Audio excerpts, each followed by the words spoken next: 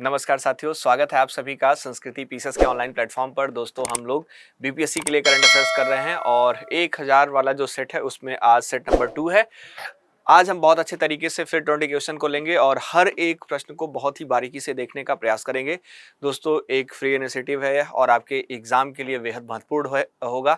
आज से आपका जो फॉर्म है वह भी भरा जाना शुरू हो गया है बीपीएससी का, और मुझे आशा है कि आप बहुत बखूबी के साथ फॉर्म को भर देंगे बहुत ही अच्छे तरीके से और कंटिन्यू करेंगे। चलिए, यहाँ पर अगर हम बात करें तो पहले नंबर के क्वेश्चन से शुरुआत करते हैं। क्वेश्चन है कि इजराइल द्वारा ईरान के परमाणु ठिकानों को निशाना बनाने के लिए चलाए गए अभियान का नाम क्या है? ठीक है, क्या था, ध्यान रखना है। तो यहाँ पर इसको हम बहुत अच्छे तरीके से ध्यान रखेंगे और अच्छे तरीके से इसको कनेक्ट करेंगे। दोस्तों, यहाँ पर इस अभियान का नाम operation desert strike, operation rising lion, operation iron claw, operation silent storm, क्या है इसका नाम? ठीक है, तो आप बताएंगे एक बार कमेंट बॉक्स में। दोस्तों, अगर हम बात करें इजराइल द्वारा जो मुख्य रूप से ईरान के परमाणु ठिकाने को निशाना बनाने के लिए जो अभियान चलाया गया था उसका नाम था operation rising lion. Option B is right answer, ध्यान रखिएगा। दोस्तों, अगर हम बात करें तो मुख्य रूप से यह परमाणु ठिकानों पर, जो ईरान के परमाणु ठिकाने हैं उन पर हमला करने के लिए ऑपरेशन चलाया गया था और यह इजराइल द्वारा ईरान के खिलाफ चलाया गया था और एक बहुत बड़ा ही आक्रामक जो सैन्य अभियान है वह आपको देखने को मिला था। ठीक है, तो आप गौर करिएगा। साथ ही साथ अगर हम बात करें तो यह अभियान जून 2025 में, अगर आप गौर करेंगे 2025 में, तो इजराइल की जो वायुसेना है और जो खुफिया एजेंसी मोसाद है, मोसाद का नाम आप जानते होंगे, तो मुख्य रूप से इसमें आप देखेंगे जो इजराइल की वायुसेना और जो एजेंसी मोसाद है इसकी खुफिया, इसके द्वारा मिलकर शुरू किया गया था। ठीक है, तो आप बहुत अच्छे तरीके से ध्यान रखिएगा और यह ऑपरेशन आपके लिए बहुत ही महत्वपूर्ण है। इसका जो मुख्य उद्देश्य है, इसका मुख्य उद्देश्य बहुत अच्छे तरीके से आपको ध्यान रखना चाहिए, क्योंकि यहाँ से प्रश्न पूछा जा सकता है। दोस्तों, ध्यान रखिएगा।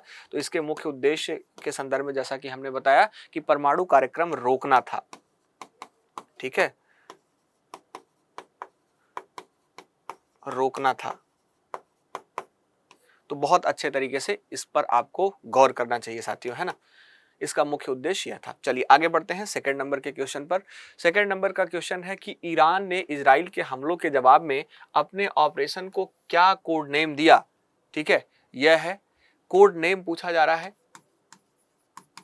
तो आप बताएंगे क्या कोड नेम था, है ना। Operation true promise third, operation rising swords, operation iron प्रतिशोध, आयरन डेजर्ट स्टॉर्म, क्या नाम था इसका? एक बार कमेंट बॉक्स में बताएंगे। तो दोस्तों, अगर इस प्रश्न के आंसर को देखें तो मुख्य रूप से ईरान ने इजराइल के हमले के जवाब में, ठीक है, अपने जो ऑपरेशन का जो एक कोड नेम रखा, वह कोड नेम था ऑपरेशन टू प्रॉमिस थर्ड। ठीक है, option A is right answer. ठीक है, ध्यान रखिएगा। और यह मुख्य रूप से कोड नेम है। ईरान ने इजराइल के हमले के जवाब में यह कोड नेम इसको दिया था। यह आप ध्यान रखना है इस ऑपरेशन को। और अगर हम बात करें तो यहाँ पर आप यह भी ध्यान रखिएगा कि इजराइल के हमले के जवाब में ईरान द्वारा चलाया गया एक बड़ा सैन्य अभियान था और यह अभियान जून 2025 में ईरान की जो इस्लामिक रिवोल्यूशनरी गार्ड कॉर्प्स है, IRGC का नाम आपने सुना होगा, है ना। IRGC का नाम सुना होगा, तो IRGC द्वारा शुरू किया गया था यह अभियान। बहुत अच्छे तरीके से यह भी ध्यान रखिएगा। और यह इजराइल के ऑपरेशन लाइजिंग जो लायन था उसके प्रतिशोध में उठाया गया था, जैसा कि अभी हमने देखा था इस जो है ऑपरेशन के बारे में। इसके अलावा अगर हम बात करें तो ईरान ने इजराइल के प्रमुख शहर जैसे तेल अवीव और जो हाइफा, इस पर भारी मात्रा में जो बैलिस्टिक मिसाइल है इसको जो है वहां पर दागा था, ड्रोन दागे थे, यह आपको देखने को मिला था। ठीक है, तो यहाँ पर जैसे तेल अवीव, इन शहरों का नाम भी आप गौर कर सकते हैं क्योंकि परीक्षा में आपसे पूछा जा सकता है। इसके अलावा आप गौर करेंगे जो वहाँ का जो है मुख्य रूप से हाइफा है, हाइफा, इस पर जो है इसने जो है दागा था, जो मिसाइल, जो बैलिस्टिक मिसाइल और जो ड्रोन है वह दागे थे। ठीक है, इसको आप ध्यान रखेंगे। चलिए अगले क्वेश्चन की तरफ बढ़ते हैं। नेक्स्ट क्वेश्चन है, यूनेस्को के लिए क्रिएटिव सिटीज नेटवर्क में किस शहर को गैस्ट्रोनॉमी की श्रेणी में शामिल किया गया? दोस्तों, लखनऊ की बात करें तो यहाँ पर लखनऊ को शामिल किया गया है यूनेस्को के क्रिएटिव सिटीज नेटवर्क में। तो बहुत अच्छे तरीके से ध्यान रखेंगे, option B is right answer, है ना। लखनऊ को अपनी समृद्ध पाक कला विरासत है, ठीक है, पाक कला विरासत, ध्यान रखिएगा, है ना, पाक कला विरासत के संदर्भ में ध्यान रखिएगा, इसके लिए यूनेस्को की जो क्रिएटिव सिटीज नेटवर्क है इसमें इसको शामिल कर दिया गया है ना। और गैस्ट्रोनॉमी की श्रेणी है, गैस्ट्रोनॉमी सिटी की श्रेणी है, यह आप महत्वपूर्ण रूप से ध्यान रखिएगा। और यह घोषणा आप देखेंगे तो उज्बेकिस्तान के समरकंद में आयोजित जो यूनेस्को की मुख्य रूप से अगर आप देखेंगे यूनेस्को की जो 43 नंबर की 43वें नंबर की जो जनरल कॉन्फ्रेंस थी, जनरल कॉन्फ्रेंस थी, इसमें जो है मुख्य रूप से आप देखेंगे तो जो वर्ल्ड सिटीज डे है इसके अवसर पर किया गया। ठीक है, तो यहां पर आप नोट कर सकते हैं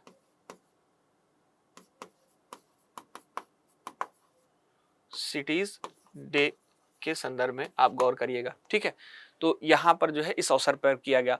दोस्तों, यूनेस्को के क्रिएटिव सिटीज नेटवर्क के तहत गैस्ट्रोनॉमी सिटी की सूची में शामिल होने वाला यह भारत का दूसरा शहर है लखनऊ। ठीक है, तो इस पर भी गौर करेंगे, है ना।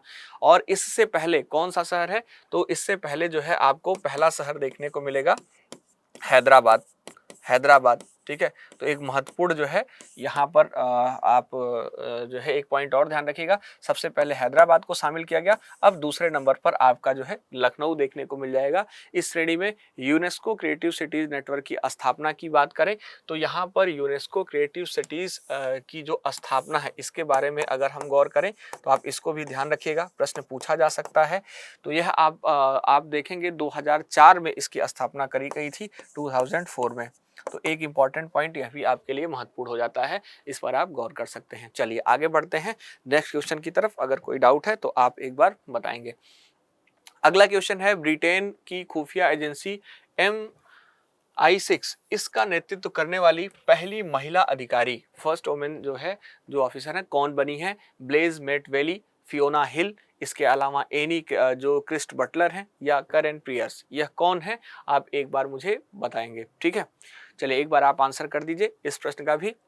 ब्रिटेन की खुफिया एजेंसी के बारे में आप लोग जानते होंगे और मुख्य रूप से इसकी पहली जो महिला प्रमुख अधिकारी हैं वह कौन बनी है, यह पूछा जा रहा है। तो आप यहाँ पर ऑप्शन में आपको 4 नाम देखने को मिल रहा है और जो इसके संदर्भ में आपका सही उत्तर है, सही नाम है, वह ब्लेज मेटवेली है। ध्यान रखिएगा, ब्लेज मेटवेली का नाम ध्यान रखिएगा। मुख्य रूप से ब्रिटेन की विदेशी खुफिया एजेंसी जो MI6 है, इसकी अगर बात करें तो इसकी पहली जो है महिला प्रमुख बन गई है और यहाँ पर इसका 116 साल का दोस्तों इतिहास है। ठीक है, अगर आप गौर करेंगे तो इसका 116 साल का इतिहास है और इस 116 साल के इतिहास में यह पहली बार मौका जो है ऐसा मौका देखने को मिला है जब किसी महिला को सर्वोच्च पद जो है इसमें सौंपा गया है। और आप देखेंगे जो रिचर्ड मूर जो है, इनका जगह इन्होंने लिया है, यह ध्यान रखिएगा। इससे पहले इस जगह पर जो मुख्य रूप से ऑफिसर थे वह, उनका नाम था रिचर्ड मूर, यह भी बहुत ही इंपॉर्टेंट हो जाता है, तो आप बहुत अच्छे तरीके से इनका भी नाम ध्यान रखेंगे। मूर या मूरे कहा जाता है। ठीक है, रिचर्ड मूरे का नाम आप ध्यान रखिएगा, इन्होंने जो है इसकी जगह ली है। ठीक है, ध्यान रखिएगा इसकी। चलिए आगे बढ़े तो M16 की 18वीं प्रमुख है, यह भी आप ध्यान रख सकते हैं। सॉरी, MI6 की जो है 18वीं जो है प्रमुख है, यह भी आप ध्यान रखिएगा, बहुत ही महत्वपूर्ण हो जाता है, जो ब्लेज मेटवेली है। ठीक, चलिए आगे बढ़ते हैं अगले क्वेश्चन की तरफ और अगले क्वेश्चन पर हम ध्यान देते हैं। अगला क्वेश्चन है, फताह 1 नामक जो हाइपरसोनिक मिसाइल है, इसको ईरान की किस इकाई द्वारा विकसित किया गया? बहुत ही इंपॉर्टेंट है, ध्यान रखिएगा। फताह की बात करी जा रही है, फताह 1 नामक एक हाइपरसोनिक मिसाइल है दोस्तों। आपसे पूछा जा रहा है कि यह ईरान के किस इकाई द्वारा विकसित किया गया है? Islamic revolutionary guard corps, Iran aircraft manufacturing, Iran electronics जो इंडस्ट्रीज है, या पथ व्हीकल इंडस्ट्रीज है? एक बार आंसर करेंगे इस प्रश्न का, 5 नंबर का आंसर करेंगे दोस्तों। अब यहाँ पर बहुत अच्छे तरीके से गौर करिएगा, जो फताह 1 जो है मिसाइल है, मुख्य रूप से अगर हम बात करें फताह 1 नामक जो हाइपरसोनिक मिसाइल है, इसको ईरान के किस इकाई द्वारा विकसित किया गया है? तो इस्लामिक रेवोल्यूशनरी गार्ड कॉर्प्स जो है, मुख्य रूप से IRGC जो है, इसके द्वारा आप देखेंगे तो इसके द्वारा जो है विकसित किया गया है। बहुत अच्छे तरीके से गौर करिएगा।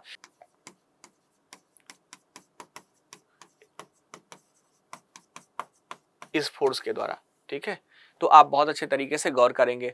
ईरान की पहली स्वदेशी हाइपरसोनिक बैलिस्टिक मिसाइल है, यह भी ध्यान रखिएगा इसके प्रकार पर, तो आप गौर करेंगे ईरान की पहली फर्स्ट नंबर की जो है आप देखेंगे जो स्वदेशी हाइपरसोनिक बैलिस्टिक मिसाइल है।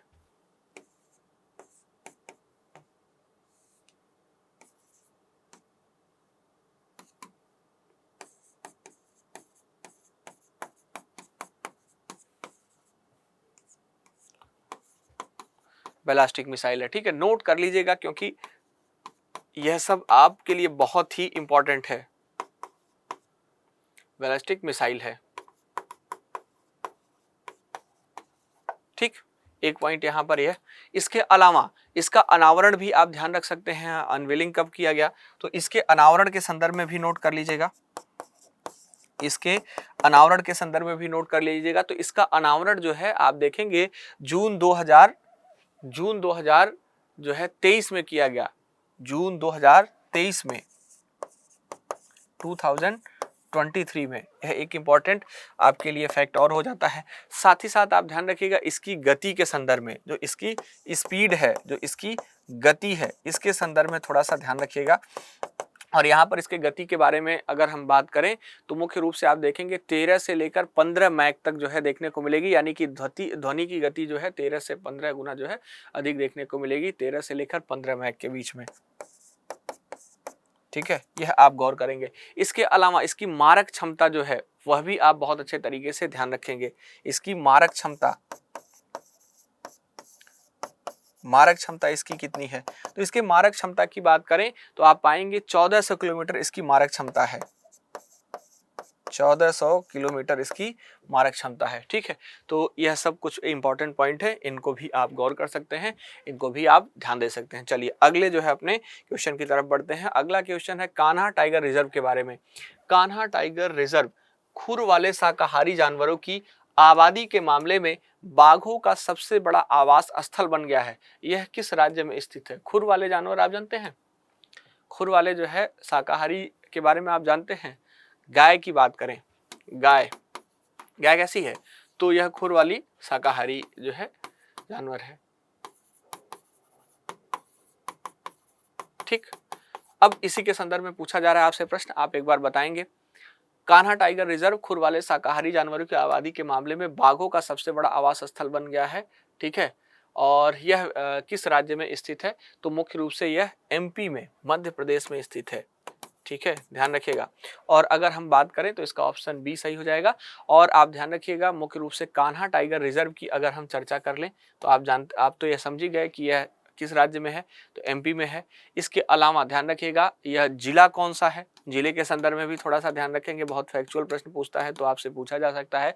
तो मुख्य रूप से मंडला और जो बालाघाट जिला है, यह मंडला और बालाघाट, इसमें आपको देखने को मिलेगा बालाघाट, ठीक है। साथ ही साथ इसमें अगर हम बात करें तो मध्य प्रदेश का सबसे बड़ा राष्ट्रीय उद्यान है, ठीक है। एमपी का सबसे बड़ा राष्ट्रीय उद्यान आपको यह देखने को मिल जाता है, ठीक है।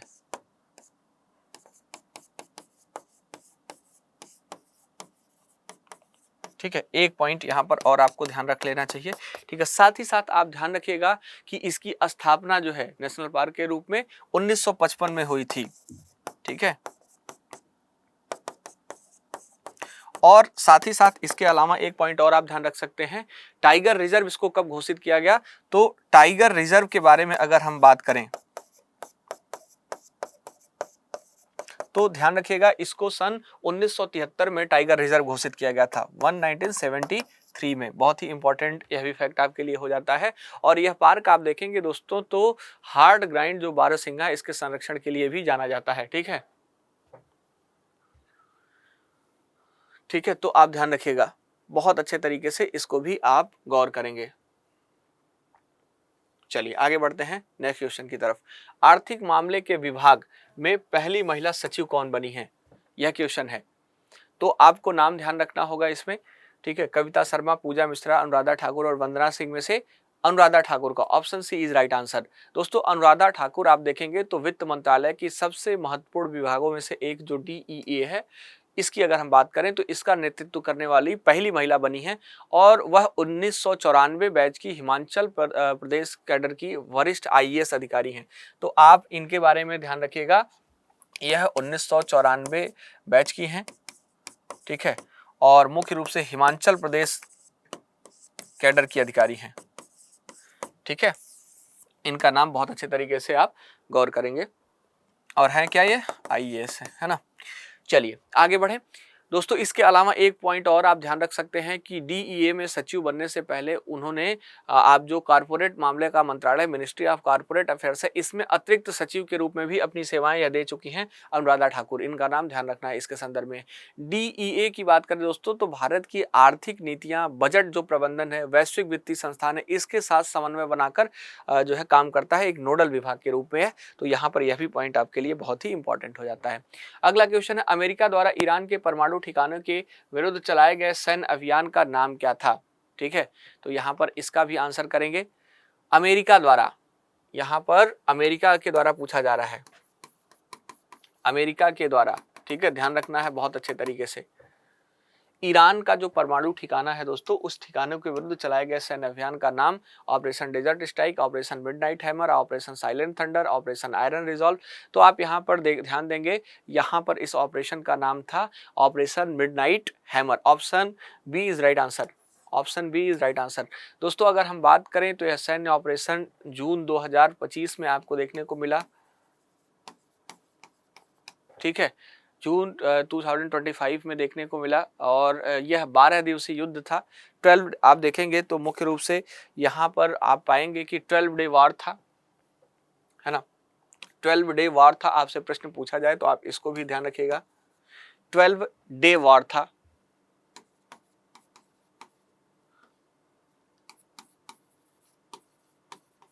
ठीक है, बहुत अच्छे तरीके से। और साथ ही साथ अगर हम बात करें तो इसका मुख्य लक्ष्य ईरान का जो परमाणु ठिकाना है उसको मुख्य रूप से इसका लक्ष्य यह रहा है इस ऑपरेशन का। और इस ऑपरेशन में ईरान के 3 सबसे बड़े परमाणु बुनियादी ढांचे को निशाना बनाया गया, उसका नाम आपको बहुत अच्छे तरीके से ध्यान रखना है। तो मुख्य रूप से पहला नाम इसमें जिसको निशाना बनाया गया वह पहला नाम था, उसका नाम था पहला जो है नताज, ठीक है, नतांज। दूसरे की बात करें तो दूसरा नाम आपको ध्यान रखना होगा फोर्डो।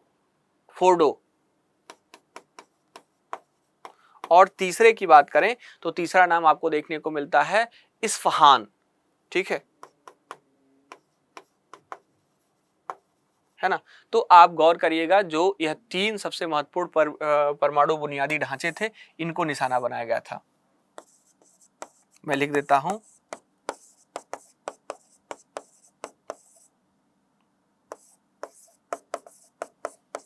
ठीक है, किसका, ईरान का, है ना। तो इस पर आप गौर करेंगे, इसको जो है इस ऑपरेशन के द्वारा निशाना बनाया गया, बहुत ही इंपॉर्टेंट हो जाता है। चलिए आगे बढ़ते हैं अगले अपने नेक्स्ट क्वेश्चन की तरफ। अगला क्वेश्चन आपसे कह रहा है कि एक नए दुर्लभ रक्त समूह ग्वाडा नेगेटिव की पहचान किस संस्थान द्वारा की गई, ठीक है, बहुत ही इंपॉर्टेंट है, गौर करिएगा। तो यहाँ पर एक दुर्लभ रक्त समूह ग्वाडा नेगेटिव की बात करी गई है। ग्वाडा नेगेटिव की पहचान किस संस्थान के द्वारा की गई है? लाइफ ब्लड, फ्रांसीसी रक्त प्रतिष्ठान, अमेरिकी रेड क्रॉस, कनाडाई रक्त सेवा। आप एक बार देखेंगे तो अगर हम बात करें दोस्तों तो जो फ्रांसीसी रक्त प्रतिष्ठान ऑप्शन बी में, ठीक है, इसकी अगर हम बात करें तो एक दुर्लभ रक्त समूह जो ग्वाडा नेगेटिव है, इसकी पहचान करी मुख्य रूप से फ्रांसीसी रक्त प्रतिष्ठान है, ध्यान रखिएगा। Option B is right answer, ठीक है। और एक चीज़ और ध्यान रखिएगा कि मुख्य रूप से जो हम बात करें ग्वाडेलूप की, तो यह कैरेबियाई द्वीप है, यह आप ध्यान रखिएगा बहुत अच्छे तरीके से, है ना। तो साथ ही साथ कहाँ पर है? फ्रांस में है, इसको ध्यान रखना होगा। और इसे जून 2025 में आधिकारिक रूप से 48वां जो 48वां अपना जो है आप गौर करेंगे जो रक्त समूह प्रणाली है, इसके रूप में वर्गीकृत किया गया है, ठीक है। तो आप ध्यान रख सकते हैं, रक्त समूह प्रणाली में वर्गीकृत किया गया।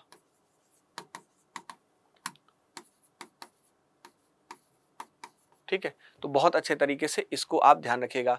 अधिकांश जो दोस्तों ज्ञात रक्त समूह है जैसे ABO, RH, इसके विपरीत आप देखेंगे तो ग्वाडा नेगेटिव रक्त समूह में जो EMM एंटीजन है इसका पूर्ण अभाव पाया जाता है। तो यहाँ पर ध्यान रखिएगा, इसमें जो है जो EMM एंटीजन है इसका जो है मुख्य रूप से आप देखेंगे तो अभाव पाया जाता है। ठीक है, मैं लिख देता हूँ, यह बहुत ही महत्वपूर्ण हो जाता है, इसका अभाव पाया जाता है ना, बहुत ही महत्वपूर्ण यह पॉइंट है। यह आप देखेंगे यही कमी इसे विश्व का सबसे दुर्लभ रक्त समूह बना दे रहा है, जो अभी आप इसको देख रहे हैं। और आप देखेंगे यह एक 68 वर्षीय महिला में पहचान किया गया है जो वर्तमान में इसकी एकमात्र ज्ञात वाहक है। ठीक है, और इस समूह का नाम आप देखेंगे तो कैरिबियाई द्वीप समूह जो है, जो मुख्य रूप से ग्वाडेल्पू है, ग्वाडेल्पू या ग्वाडेलूप कहा जाता है। ठीक है, तो ध्यान रखिएगा मुख्य रूप से यहाँ पर इस कैरेबियाई देश के नाम पर किया गया है, इसकी स्थानीय भाषा में ग्वाडा के नाम पर रखा गया है। और आप इसको बहुत विशेष तरीके से ध्यान रखिएगा जहाँ से इसकी पहचान हुई है। ठीक है, तो इंपॉर्टेंट पॉइंट यह भी आपको नजर आएगा। आगे बढ़ते हैं अपने 10 नंबर के क्वेश्चन की तरफ। अगला क्वेश्चन है, अंतर्राष्ट्रीय ओलंपिक समिति की पहली महिला और अफ्रीकी मूल की अध्यक्ष कौन बनी है? ठीक है, तो आप बता दीजिएगा तुरंत इनका नाम बताइएगा। क्रिस्टी कोवेंट्री जो है पहली महिला अध्यक्ष बनी है, option B is right answer. जो मुख्य रूप से आप देखेंगे यहाँ पर IOC के संदर्भ में इनकी जो है ओलंपिक समिति की पहली महिला और अफ्रीकी मूल की अध्यक्ष बनने वाली यह जो है लेडी रही हैं। IOC की पहली महिला और पहली अफ्रीकी अध्यक्ष भी हैं। जिम्बाब्वे की दिग्गज तैराकी जो है 7 बार ओलंपिक पदक विजेता भी रही हैं, तो ध्यान रखिएगा, है ना, 7 बार ओलंपिक इन्होंने जीता है। बहुत अच्छे तरीके से नाम ध्यान रखना चाहिए आपको।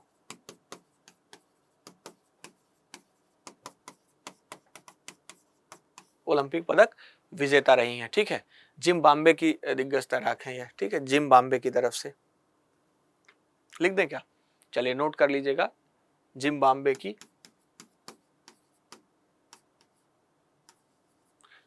की जो है प्रमुख दिग्गज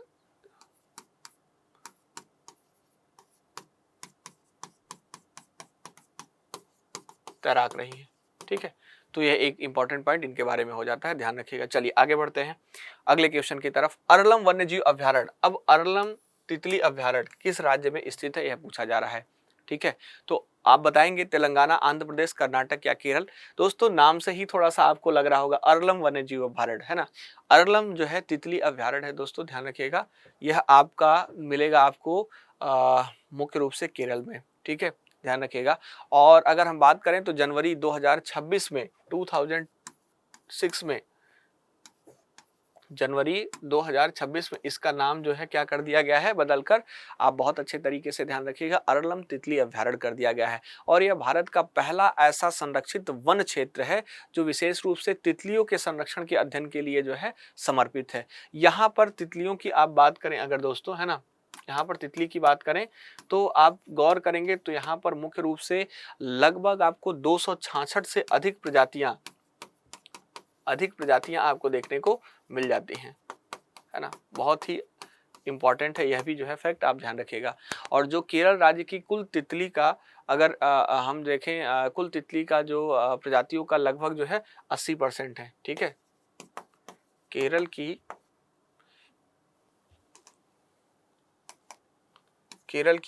कुल तितली प्रजातियों का 80% लगभग है। ठीक है, तो इसको भी आपको ध्यान रखना होगा, बहुत ही इंपॉर्टेंट है। चलिए आगे बढ़ते हैं नेक्स्ट क्वेश्चन की तरफ। अगला क्वेश्चन है, प्रसिद्ध अंबुबाची मेला, बहुत ही इंपॉर्टेंट है। अंबुबाची मेला भारत के किस राज्य का एक प्रमुख उत्सव है? मणिपुर का जो है, मिजोरम का, सिक्किम का, असम का। तो आप ध्यान रखिएगा, option D is right answer, Assam का। जो प्रसिद्ध अंबुबाची मेला है यह असम का आप देखेंगे तो बहुत ही प्रमुख जो है एक उत्सव है, आप लोग जानते भी होंगे। और यह मेला भारत का जो 51 नंबर का शक्तिपीठ है उसमें से एक, मुख्य रूप से कामाख्या मंदिर, आप लोग जानते होंगे। ठीक है, कामाख्या जो मंदिर है इसमें आयोजित किया जाता है ना, आप लोग जानते हैं इसको। ठीक है, तो यहाँ पर यह मेला भारत का 51 नंबर का या 91वीं जो शक्तिपीठ है ना, इसके संदर्भ में ध्यान रखिएगा बहुत अच्छे तरीके से। यहाँ पर आयोजित होता है। और हिंदू पौराणिक कथा जो है दोस्तों, इसके अनुसार अगर हम देखें तो यह देवी के रज्ज्वला होने का समय माना जाता है। और इन 3 दिनों के दौरान जो मंदिर का कपाट है दोस्तों वह बंद रहता है। चौथे दिन शुद्धिकरण के बाद मंदिर को भक्तों के लिए फिर से खोला जाता है। अम्बुवाची शब्द आप देखेंगे तो मुख्य रूप से यहाँ पर 2 शब्दों से मिलकर बना है, अम्बु और जो है वाची। तो यहाँ पर अम्बु की अगर बात करें, आपसे शब्दार्थ भी इसका जो है भावार्थ भी पूछा जा सकता है। तो अम्बु का अर्थ यहाँ पर होता है क्या, जल, ठीक है, पानी, जल, ठीक। और यहाँ पर वाची शब्द का अगर हम अर्थ देखें तो इसका अर्थ होता है प्रसार या बहाव, ठीक है। तो इसको आप ध्यान रखिएगा, प्रसार या जो प्रवाह है यह आप नोट करिएगा, ज्यादा अच्छा है। तो यहाँ पर अम्बु और वाची शब्द का जो है मीनिंग है वह आप इस तरीके से समझ सकते हैं, ठीक है। जो पृथ्वी के जल ग्रहण करने की क्षमता को दोस्तों दर्शाता ही है जो है, ठीक है। तो आप बहुत अच्छे तरीके से इसको गौर करेंगे। चलिए अगले नेक्स्ट क्वेश्चन की तरफ बढ़ते हैं। अगला क्वेश्चन है, यूनेस्को की विश्व धरोहर की संभावित सूची में शामिल जो सलखान फॉजिल पार्क है वह कहाँ स्थित है। बहुत ही इंपॉर्टेंट है, मोस्ट इंपॉर्टेंट क्वेश्चन है, मोस्ट इंपॉर्टेंट क्वेश्चन आपके लिए है यह, ठीक है, मोस्ट इंपॉर्टेंट क्वेश्चन, ठीक है। चलिए इसकी बात करें अगर तो यह जो है सलखान फॉजिल पार्क है यह आपको देखने को मिलेगा उत्तर प्रदेश में, उत्तर प्रदेश के सोनभद्र में। Option B is right answer, ठीक है। तो सलखान गांव है यह जो है, ठीक है, सलखान गांव है और इसी गांव के नाम पर आप देखेंगे सलखान गांव है। कहाँ पर, सोनभद्र में आपको देखने को मिलेगा, है ना। सोनभद्र जो है कहाँ पड़ता है, उत्तर प्रदेश में, ठीक है। और मुख्य रूप से आप देखेंगे इसमें मुख्य जो जीवाश्म है वह जो स्ट्रेटोमेटोलाइट्स है, शैवाल जीवाश्म यहाँ पर आपको देखने को मिलेगा, शैवाल जीवाश्म, ध्यान रखिएगा, है ना। और इसके अलावा आप ध्यान रखिएगा कि इसकी अनुमानित जो आयु है, इसकी जो अनुमानित आयु है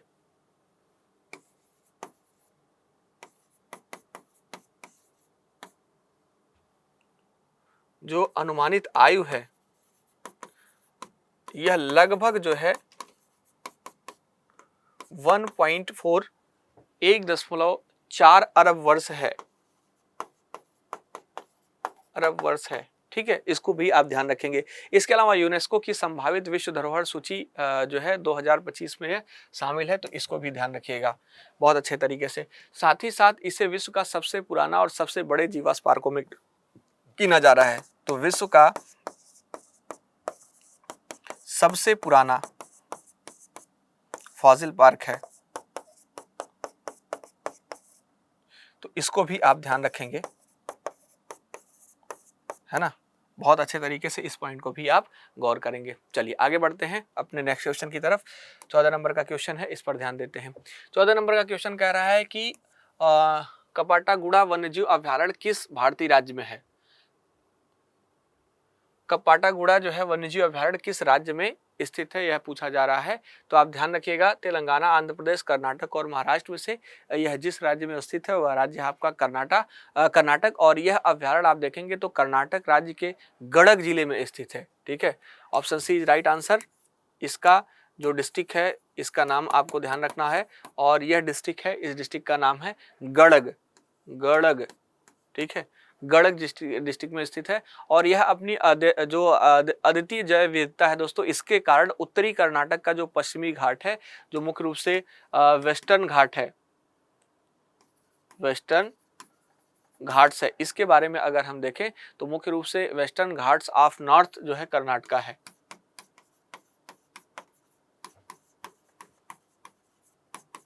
ठीक है। तो यहाँ पर इसको भी आप ध्यान रखिएगा। और यह क्षेत्र आप देखेंगे तो विभिन्न प्रकार की जो दुर्लभ औषधियां हैं, जो औषधियां हैं इसके संदर्भ में अगर आप गौर करेंगे तो जो औषधि वनस्पति है, जो मेडिसिनल प्लांट होते हैं और जो जैव विविधता जंतु के संरक्षण के लिए आप देखेंगे तो एक महत्वपूर्ण केंद्र के रूप में देखने को मिल जाता है। और कर्नाटक उच्च न्यायालय की बात करें तो कर्नाटक उच्च न्यायालय ने हाल ही में आप देखेंगे दोस्तों तो राज्य सरकार को इस अभ्यारण्य को बेहतर संरक्षण के लिए अतिरिक्त 55 वर्ग जो किलोमीटर का क्षेत्र है उसको भी शामिल करने का जो है निर्देश दिया। तो इसमें अतिरिक्त जो है आप नोट करिएगा अतिरिक्त 55, ठीक है, 55 जो मुख्य रूप से वर्ग किलोमीटर का क्षेत्र है शामिल होगा। ठीक है, तो यहां पर यह भी एक बहुत ही महत्वपूर्ण पॉइंट हो जाता है क्योंकि यह भी पूछा जा सकता है, फैक्चुअल है ना, ध्यान रखना है। चलिए आगे बढ़ते हैं 15 नंबर के क्वेश्चन पर। बनका चेरला जलाशय परियोजना, इस परियोजना की बात करी जा रही है, किस राज्य सरकार द्वारा विकसित की जा रही है? कर्नाटक, उड़ीसा, तमिलनाडु, आंध्र प्रदेश।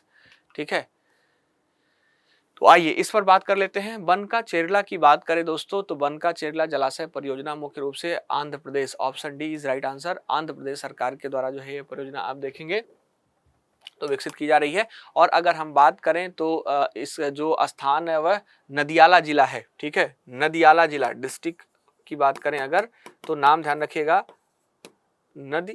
नदियाला जिला। ठीक है, ठीक है, यह नाम ध्यान रखना होगा, नदियाला जिला मुख्य रूप से आंध्र प्रदेश में, आप लोग गौर करेंगे। और साथ ही साथ अगर हम बात करें तो इसका मुख्य उद्देश्य है जो गोदावरी के अधिशेष हैं। ठीक है, इसका जो उद्देश्य है गोदावरी का जो अधिशेष है इसकी अगर हम बात करें तो गोदावरी अधिशेष जल को जो है आप गौर करेंगे तो जो मुख्य रूप से कृष्णा और पेन्ना बेसिन है, कृष्णा और पेन्ना जो बेसिन है मुख्य रूप से इसके संदर्भ में ध्यान रखिएगा, इसके माध्यम से जो रायलसीमा है वहां तक पहुंचना, बेसिन के माध्यम से बहुत अच्छे तरीके से इसको ध्यान रखिएगा, रायलसीमा तक पहुंचना इसका उद्देश्य जो है नजर आता है। और इस परियोजना की बात करें तो नदी जोड़ो सिद्धांत पर यह आधारित है। ठीक है, नदी जोड़ो जो सिद्धांत है ना, इसको भी ध्यान रखेंगे, जो रिवर इंटरलिंकिंग की बात होती है। और इसका उद्देश्य आप देखेंगे तो जल मुख्य रूप से जल की जो कमी वाले क्षेत्र हैं, क्षेत्र की बात करें जो रायलसीमा है इसमें जो जल सुरक्षा है वह प्रदान करने के लिए जल की जो बहुलता वाले बेसिन है गोदावरी हैं इनसे जल को स्थानांतरित करना है। और यह मामला आप देखेंगे अंतर्राज्यीय नदी जल विवाद का एक बहुत ही उत्कृष्ट उदाहरण भी नजर आता है। तेलंगाना का तर्क इसके संदर्भ में है कि गोदावरी और कृष्णा का जल बंटवारा पहले से ही निर्धारित है और ऐसी परियोजना जो निचली धारा है जो मुख्य रूप से जो निचली धारा है इनके जो है अधिकारों को और भी प्रभावित कर सकती है। ठीक है, तो यहाँ पर ध्यान रखिएगा इसके बारे में। चलिए 16 नंबर के क्वेश्चन की तरफ बढ़ते हैं। यूएनजीए ने किस वर्ष को महिला किसान का अंतर्राष्ट्रीय वर्ष घोषित किया? बहुत ही इंपॉर्टेंट क्वेश्चन यह भी है, तो ध्यान रखिएगा अंतर्राष्ट्रीय महिला किसान वर्ष 2026 को घोषित किया गया है, option C is right answer. ठीक है, और इसका अगर हम बात करें इसका घोषणाकर्ता कौन है तो यूएनजीए का नाम आपको ध्यान रखना होगा। ठीक है, यूएनजीए ने इसकी घोषणा करी है। और साथ ही साथ नेतृत्वकर्ता जो संस्था है, नेतृत्वकारी संस्था जो है वह आपको FAO मिलेगी। ठीक है, FAO मिलेगी, खाद्य एवं कृषि संगठन, खाद्य एवं कृषि संगठन। ठीक है, तो इसको आप ध्यान रखिएगा मुख्य रूप से, है ना। और इसका प्रमुख लक्ष्य क्या है तो इसका लक्ष्य ध्यान रखिएगा लैंगिक समानता, खाद्य सुरक्षा, नोट कर सकते हैं लैंगिक समानता। ठीक है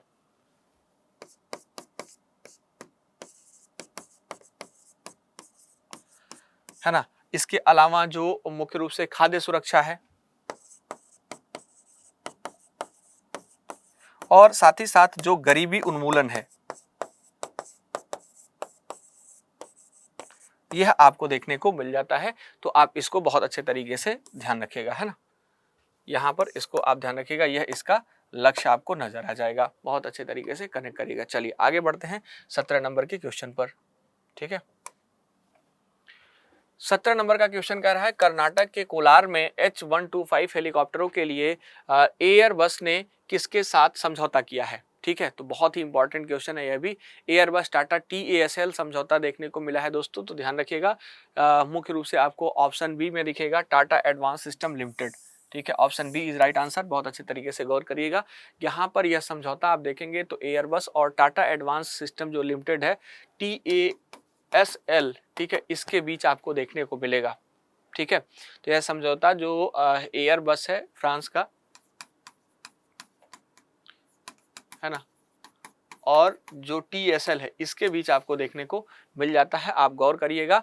और मुख्य रूप से इसके बीच हुआ। इसका निर्माण केंद्र FAL कर्नाटक का कोलार में आप देखेंगे वेमांगल जिले में स्थापित किया गया है। वेमांगल जिले में इसको स्थापित करने का काम किया गया है। ठीक है, तो इसका निर्माण केंद्र जो है आप इसको गौर करिएगा। साथ ही साथ यह भारत की पहली निजी क्षेत्र की हेलीकॉप्टर फाइनल असेंबली लाइन है दोस्तों। ठीक है, FAL है, असेंबली लाइन है, फाइनल असेंबली लाइन है। और इस सुविधा में एयरबस आप देखेंगे तो H125 हेलीकॉप्टर और उसके विशेष जो सैन्य संस्करण है इनका निर्माण किया जाएगा इसमें। और यह पहला आप देखेंगे जो ऐसा पहल है जो आत्मनिर्भर भारत के लिए भारत को एक वैश्विक एरोस्पेस और जो रक्षा विनिर्माण केंद्र है उसमें आप देखेंगे एक ग्लोबल एरोस्पेस हब बनाने की दिशा में एक बड़ा कदम माना जा रहा है। ठीक है, तो इसके बारे में भी आप इतना पॉइंट ध्यान रखिएगा। चलिए आगे बढ़ते हैं, 18 नंबर के क्वेश्चन को देखते हैं। 18 नंबर का क्वेश्चन कह रहा है जो त्राल वन्य जीव अभ्यारण्य है कहाँ स्थित है। त्राल, ठीक है, तो बिहार में, जम्मू कश्मीर, मध्य प्रदेश और लद्दाख में। तो त्राल वन्य जीव अभ्यारण्य की बात करें तो आपको देखने को मिलेगा जम्मू और कश्मीर में। Option B is right answer. और यह अभ्यारण्य केंद्र शासित प्रदेश जम्मू एंड कश्मीर में स्थित है। पुलवामा जिले के जो है ताल क्षेत्र में है। ठीक है, अभी पुलवामा हमला हुआ था ना, तो ध्यान रखिएगा पुलवामा जिले के त्राल क्षेत्र में। ठीक है, तो यहाँ पर यह ध्यान रखना है। और आप देखेंगे इस अभ्यारण्य का उद्देश्य जो है जो मुख्य रूप से हंगुल है। हंगुल आप जानते हैं, हंगुल जानते हैं, कश्मीरी स्टैग का संरक्षण करना है। इसको कश्मीरी स्टैग है, यह ध्यान रखिएगा, कश्मीरी स्टैग है।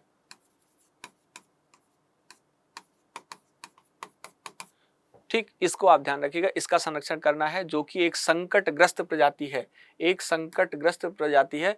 आप इस पर बहुत अच्छे तरीके से ध्यान रखिएगा। ओके, चलिए 19 नंबर के क्वेश्चन पर चलते हैं। प्रधानमंत्री द्वारा बिहार के किस जिले में Navinagar super thermal power project की आधारशिला रखी गई। बहुत ही इंपॉर्टेंट क्वेश्चन है, इस पर आप ध्यान रखेंगे। भागलपुर, गोपालगंज, दरभंगा, औरंगाबाद। आंसर करिए। तो इसका सही आंसर है Aurangabad. Option D is right answer. Aurangabad में जो है इसकी आधारशिला रखी गई है और नबीनगर में आप ध्यान रखेंगे। ठीक है, यहाँ पर लिखा भी गया है नबीनगर, तो ध्यान रखिएगा। और मुख्य रूप से इसकी क्षमता बहुत ही इंपॉर्टेंट हो जाती है। 3 इकाई है, यहाँ पर 3 इकाई है, पहले तो यह ध्यान रखिएगा। और इस इकाई की बात करें जो तीनों यहाँ पर आपको देखने को मिलेंगी, इन तीनों इकाइयों के संदर्भ में आप गौर करेंगे तो यह जो है आपको 800 मेगावाट क्षमता की देखने को मिलेंगी, है ना, मेगावाट क्षमता की देखने को मिलेंगी। और इस पर अगर हम बात करें तो इसकी पूरी क्षमता हो जाएगी आपकी 2400 मेगावाट की टोटल। गौर करिएगा, 2400 मेगावाट, है ना। अब अगर हम बात करें तो इसकी कार्यकारी संस्था भी आपको ध्यान रखना पड़ेगा। इसकी कार्यकारी संस्था, और इसके कार्यकारी संस्था में आप जो संस्था है उसका नाम है NTPC। इसका नाम आप ध्यान रखेंगे, NTPC, जानते होंगे आप लोग NTPC के बारे में। और यह परियोजना आप देखेंगे तो अल्ट्रा जो सुपर क्रिटिकल तकनीक है इस पर आधारित है। नोट कर लीजिएगा, यह पारंपरिक थर्मल पावर प्लांट है इसकी तुलना में अधिक कुशल है दोस्तों। और इसमें ईंधन की खपत आप देखेंगे कम होती है और कार्बन उत्सर्जन में मुख्य रूप से कमी आती है। तो इसके बारे में बहुत अच्छे तरीके से आप गौर करेंगे, इसको ध्यान करेंगे, आराम से जो है इसको ध्यान में रखेंगे। चलिए अगले अपने और लास्ट क्वेश्चन की तरफ बढ़ते हैं। 20 नंबर का जो क्वेश्चन है इस पर बात करते हैं। दोस्तों, देवी अहिल्याबाई होलकर किस ऐतिहासिक राज्य की रानी थी। बुंदेलखंड, मारवाड़, मालवा या फिर मेवाड़। दोस्तों, देवी अहिल्याबाई होलकर की बात करें तो मुख्य रूप से आप गौर करेंगे तो यह जो है जो इनका राजवंश था वह कौन सा था और किस जो है ऐतिहासिक राज्य की रानी थी, इसकी बात आपसे पूछी जा रही है, तो मालवा ध्यान रखिएगा, option C is right answer. ठीक है, देवी अहिल्याबाई के बारे में। और इनका राजवंश था होलकर। ठीक है, होलकर जो है इनका राजवंश था, तो आप बहुत अच्छे तरीके से गौर करिएगा। और इनका शासनकाल 1767 से लेकर 1795 तक था।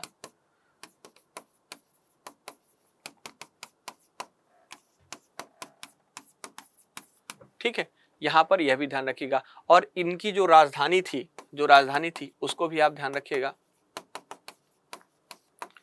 महेश्वर राजधानी थी यहाँ इनकी। ठीक है, महेश्वर राजधानी थी। महत्वपूर्ण सांस्कृतिक और प्रशासनिक केंद्र के रूप में यह देखने को मिलता है आपको इतिहास में। और इनका कार्य क्षेत्र जो है, इनका जो कार्य क्षेत्र था वह मालवा वाला ही था, है ना, कार्य क्षेत्र मालवा ही था मुख्य रूप से। अगर आप गौर करेंगे तो जो एमपी में जो है अभी आपको देखने को मिलता है यह, है ना। और अहिल्याबाई होलकर को एक कुशल प्रशासक माना जाता है दोस्तों। इन्होंने अपने शासनकाल में आप देखेंगे जो शांति, न्याय और जो आर्थिक समृद्धि है इसको सुनिश्चित किया था। इनको लोक माता भी कहा जाता है। ठीक है, इनको लोक माता भी कहा जाता है, ध्यान रखिएगा, लोक माता भी कहा जाता है। अच्छा, क्यों कहा जाता है आप लोग जानते हैं क्यों कहा जाता है लोक माता? तो दोस्तों आप ध्यान रखिएगा, क्योंकि उन्होंने आम जनता के लिए जो सड़क हैं, विश्राम हैं, जो गृह हैं, कुएं हैं, पानी की जो टंकियां हैं और जो मुख्य रूप से बावड़ी है, सभी चीजें इन्होंने बनवाई थी। ठीक है, जो देवी अहिल्याबाई थी, ध्यान रखिएगा, है ना। तो इस पर आप बहुत अच्छे तरीके से इनके संदर्भ में ध्यान रखिएगा। और इन्होंने पूरे भारत में मंदिरों का भी जीर्णोद्धार कराया था। ठीक है, पूरे भारत में जो मंदिर हुआ करते थे उनका जीर्णोद्धार कराया था। मुख्य रूप से अगर हम काशी विश्वनाथ की बात करें, वाराणसी में जो कि है, सोमनाथ की बात करें गुजरात में जो है, और बद्रीनाथ की बात करें तो उत्तराखंड में जैसे जो प्रमुख मंदिर हैं, इन सभी का जो है मुख्य रूप से जो जीर्णोद्धार है इनके द्वारा ही कराया गया था। तो आप इनके बारे में बहुत अच्छे तरीके से ध्यान रखिएगा। और यह दोस्तों आपके 20 क्वेश्चन समाप्त होते हैं यहाँ पर। अब हम अपने नेक्स्ट सेशन में फिर मिलेंगे, और नेक्स्ट सेशन में हम फिर से बात करेंगे अपने जो है अगले कल जो है अपने नेक्स्ट सेट पर। ठीक है, तो ऐसे हम करके जो है 1000 क्वेश्चन अभी करने वाले हैं। फिर उसके बाद हम जो है आगे और भी आपके लिए प्लान कर रहे हैं करंट अफेयर्स के लिए। बिहार स्पेसिफिक भी फिल्ट्रेशन करेंगे, फिर एक मैराथन भी करेंगे, बहुत सारी चीज़ें करने वाले हैं। आप लोग एकदम निश्चिंत रहिए। ठीक है, करंट अफेयर्स के लिए आपको टेंशन लेने की आवश्यकता नहीं है। और एक सूचना यह है कि आप लोग फॉर्म जल्द से जल्द अपना फिल कर दें, भर दें। ठीक है, लास्ट समय का इंतजार नहीं करिए। चलिए, आज के लिए इतना ही। थैंक यू सो मच, बहुत बहुत धन्यवाद आप सभी का संस्कृति पीसेस के ऑनलाइन प्लेटफॉर्म से जुड़ने के लिए और साथ ही साथ मेरे साथ भी जुड़ने के लिए।